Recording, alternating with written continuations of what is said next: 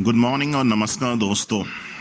जैसा कि आप लोग बहुत सारे सवाल पूछ रहे हैं कि अब आगे क्या होगा, एसटीटी की परीक्षाएं होंगी या रिज़ल्ट होंगी, अब आगे क्या सरकार करने जा रही है, क्या होगा, इस तरह के बहुत क्वेरीज आपके तरफ से आ रहे हैं।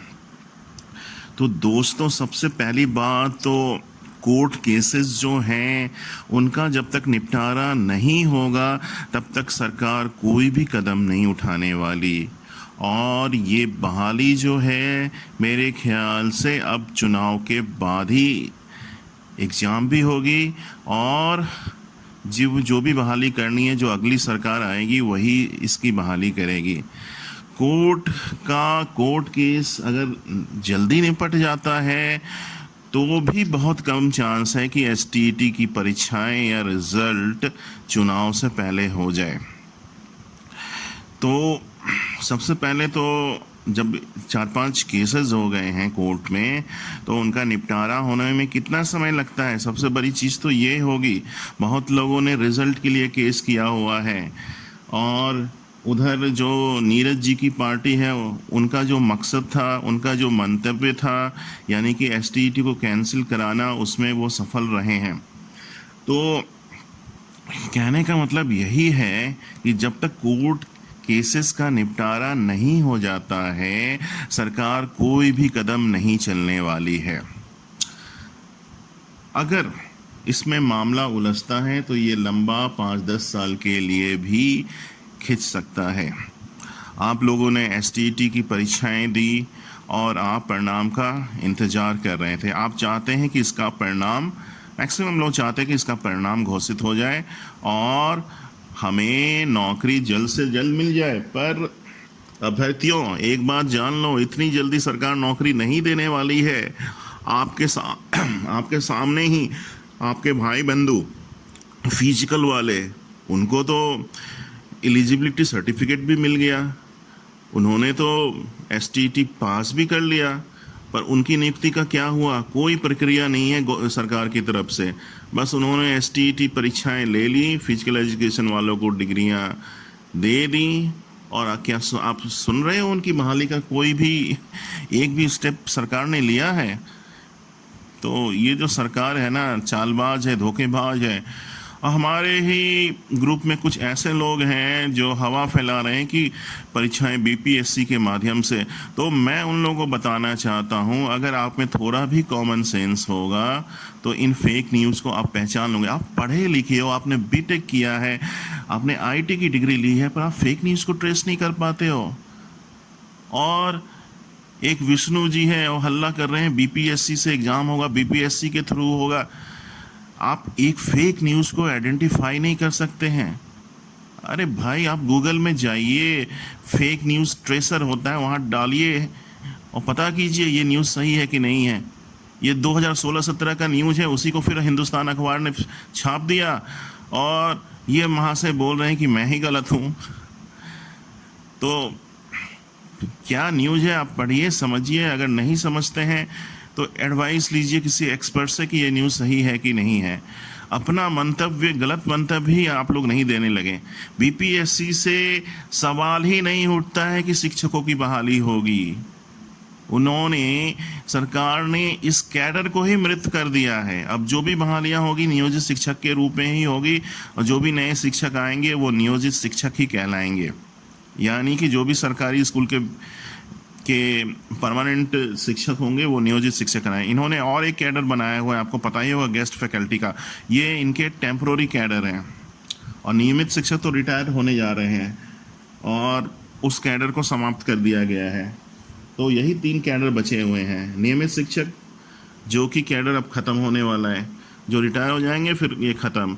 और अभी का कैडर नियोजित शिक्षक जो कैडर है, यही लाइव कैडर है, और एक गेस्ट फैकल्टी है, वो टेम्प्रोरी कैडर है।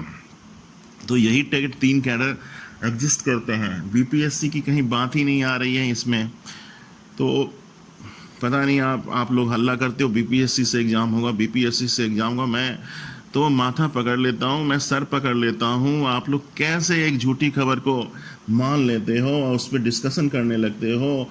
बहुत लोग तो तैयारी भी करना शुरू कर देते हैं, प्रीलिम होगा, मेंस होगा, और बीपीएससी की बड़ाई करने लगते हैं। और बिहार के ज़्यादातर लोग पता नहीं बीपीएससी को क्या मानते हैं, बहुत बड़ा परीक्षा है।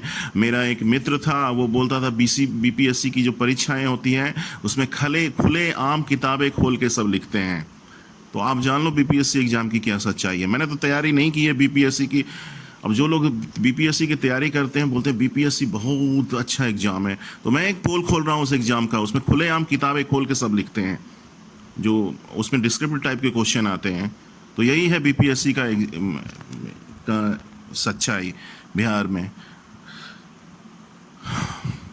और उससे अच्छा एग्ज़ाम तो नेट का एग्ज़ाम है। नेट आप क्वालिफाई करो, गेट आप क्वालिफाई करो, वो अच्छे एग्ज़ाम है। बीपीएससी एग्ज़ाम में वही लोग जाते हैं, आर्ट्स वाले ज़्यादा जाते हैं, हिस्ट्री सिविक्स आर्ट्स वाले, जिनको सिविल सर्विसेज में जाना हो वही लोग ज़्यादा इसकी तैयारियां करते हैं। अपने आईटी फील्ड के लोग उसकी तैयारियां बहुत कम करते हैं। तो कुछ लोग देख रहा हूँ बीपीएससी ये है वो है। अगर आप बीपीएससी की तैयारी करें तो बीपीएससी ही सबसे अच्छा एग्ज़ाम हो गया। मैं तो मानता हूँ सबसे टफ एग्ज़ाम है केवीएस का। आप केवीएस निकालो तो बीपीएससी के थ्रू क्यों होगा? बीपीएससी के थ्रू क्यों नहीं होना चाहिए बीपीएससी के थ्रू एग्ज़ाम? मैं तो ये बोलूँगा एक अलग यूनिट बना दें और क्या, वही एग्ज़ाम कंडक्ट कराएं। जिस तरह एनटीए को नेशनल टेस्टिंग एजेंसी को बनाया गया, उसी तरह शिक्षकों की बहाली के लिए एक अलग एजेंसी को नियुक्त कर दिया जाए। बीपीएससी तो सिविल सर्विसेज के लिए ना है, टीचर्स की रिक्रूटमेंट बीपीएससी करेगी। बीपीएससी का फुल फॉर्म क्या होता है? Bihar public service commission. तो टीचर्स जॉब पब्लिक सर्विस है क्या? इतना भी आप लोग नहीं समझते हो? बीपीएससी टीचर्स की बहाली करेगी। अरे कुछ तो कॉमन सेंस आप लोग यूज करो। शिक्षकों की बहाली कितने लोगों ने की? बीपीएससी ने कुछ दिन की, विद्यालय सेवा बोर्ड, इसका भी एक लंबा लिस्ट है, आप जाके गूगल कर लो। तो अब क्या होगा? आप लोग तैयारी करते रहो और इस एसटीटी के भरोसे ना रहो। कोर्ट केस किया है तो उसका निपटारा जल्दी करो। और चुनाव से पहले जो करना है, या तो सरकार री एग्ज़ाम ले, चुनाव से पहले री एग्ज़ाम ले ले, इसके लिए आप आंदोलन करो या जो करना है करो। आप लोग जानते हो इस सरकार की कोई भी मंशा ठीक नहीं रहती है। और कोर्ट में थोड़ी सी दलील दी नीरज ने तो सरकार ने खुद हाथ खड़े कर दिया और एग्ज़ाम कैंसिल कर दिया। तो सरकार की मंशा तो आप जान ही रहे हो, निगेटिव रहती है, हमेशा उत्साहवर्धक नहीं रहती है, कैरियर नहीं देना चाहती है। और देख लो मीडिया वाले अभी पूर्णतः सरकार के साथ है। मीडिया अभी से ही नीतीश कुमार को जीतने में लग गई है। आप बिहार आज तक की न्यूज़ें देख लें, जिसमें सिर्फ सरकारी बनाई के अलावा कोई भी न्यूज़ नहीं रहती है। तो सरकार ने डिले टैक्टिस चाल तो चल ही दिया है। अब जो भी मामला है, अगर सरकार से कोई भी प्रश्न किया जाएगा तो सरकार कहेगी कि मामला कोर्ट में है, कोर्ट से जब तक इन मामलों का निपटारा नहीं हो जाए तब तक हम पुनर्परीक्षा नहीं ले सकते हैं। कोर्ट से जैसे ही मामले के निपटारा हो जाएगा तो सरकार एसटीटी परीक्षा लेने की तैयारी करेगी, या अगर कोर्ट से ये निर्णय आता है कि इन्हें रिज़ल्ट प्रकाशित करना है तो रिज़ल्ट प्रकाशित करेगी। तो देखिए दोस्तों क्या होता है। धन्यवाद।